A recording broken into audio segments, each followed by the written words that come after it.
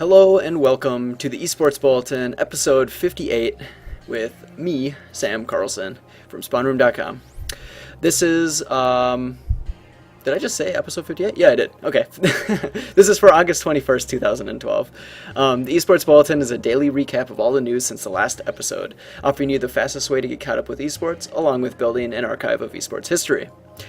I gotta stop changing the intro, because I keep forgetting what I'm saying, like I got it all mixed up in my head.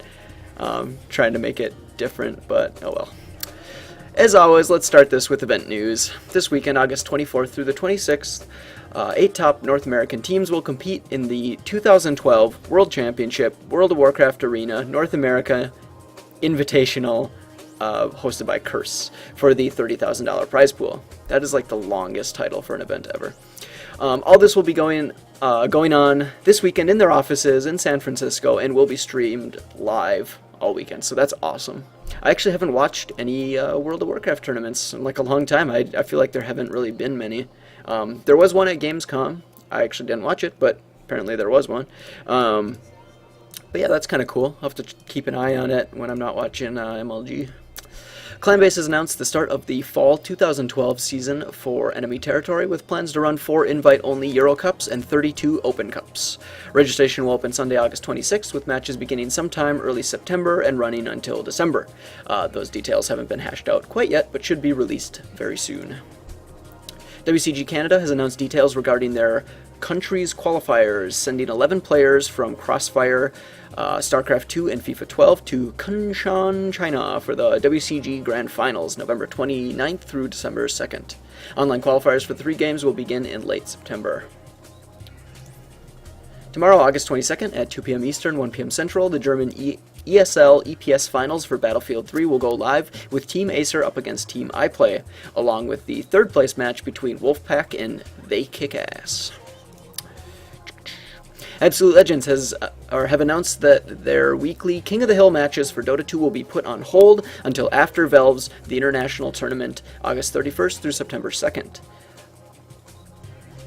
Which, if you haven't checked that out, you should, because the format for that, I remember, was really cool. Enemy Down is known for hosting first-person shooter-oriented cups, and have just added Counter-Strike Global Offensive as an option for clans to participate in.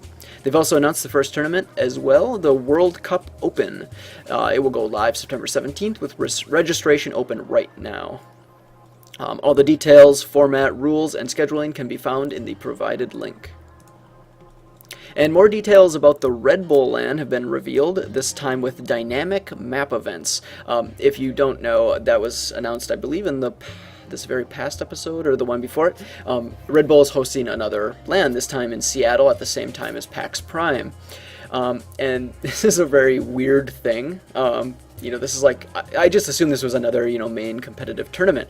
Although, it appears that maybe this is kind of like a for fun kind of event, because they're adding this weird dynamic map event thing, and then the player list seems totally random. Yeah, it's kind of bizarre. So I guess the premise is there's going to be like these random events that the audience can trigger at any time. So it seems like there's just going to be one asshole who's going to be like, trigger, trigger, trigger, trigger, and like, it's just going to constantly be happening, but I don't know.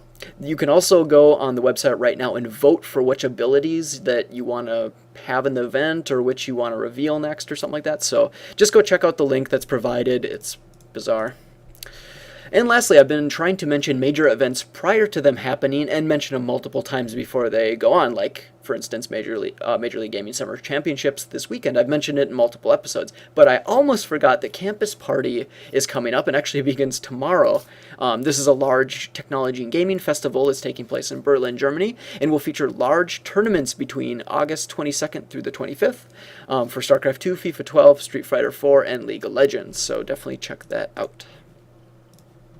Alright, moving on to player and team news. French team Millennium announced that world-renowned StarCraft 2 foreigner Iej Stefano Satori has not resigned with the team, or re-signed with the team, and will no longer be part of the organization after August 31st. It is also rumored that his contract was picked up by North American organization Evil Geniuses, who offered him a more lucrative deal. German organization Playing Ducks has announced the acquisition of former Counter-Strike 1.6 team Neophyte. The new roster said they will be transitioning to Global Offensive, but will remain active in 1.6 as well. TT Esports has also announced Global Offensive news, with Rene Cajun Borg and Danny SMF Dig joining their TT Dragons roster, replacing Morten Frost and Kevin Hansen. In patch news, Riot has released another preview video for the upcoming champion Rengar the Pride Stalker, showcasing all his abilities and how to play him. So if you like watching those videos and getting a jump start on strategy for champions, go check it out. In miscellaneous news, a couple months ago, Shuriken user Pay Milkshake Cow announced he was creating new buttons for fighting game arcade sticks, with the goal of creating a stronger, more sensitive, and quiet button. Additionally, these buttons are also supposed to have a longer lifespan and beat the next best competitor by 10 times or 45 million clicks, at least according to Shuriken.com. Pay has now released an update sending out a batch of buttons to the community for testing, and results are returning positive.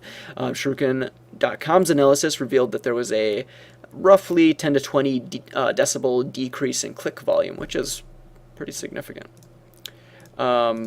Someone asked, what is the competitive advantage to this? I don't know if there is one, but it might make tournaments nicer if it's like you go to an event and you just hear click, click, click, click, click, click, click, like crazy. Maybe that won't happen. And yeah, I don't know if there's actually a competitive advantage. Maybe you won't hear your competitor clicking really quick or something. I don't know. I guess we'll find out. If you're a fan of data and numbers like myself, you'll enjoy these two little last bits of news. The first being a poll run by Gosu Gamers that gathered votes from over 1,000 people, guessing who they think will win Valve's Dota 2 tournament, the International. So go check that out with the link. And the second is an infographic released by Valve that lists statistical information about Counter-Strike Global Offensive beta, like kills, bullets fired, rounds won, weapons purchased, blah, blah, blah, blah, blah. You can go check that infographic out. It was kind of fun looking over, with the link provided in the description. So that is it. This is a somewhat long episode of the Esports Bulletin. As always, thank you very much for watching. Consider subscribing and following on Twitter. That always helps. Otherwise, have a great day, and I'll see you next time.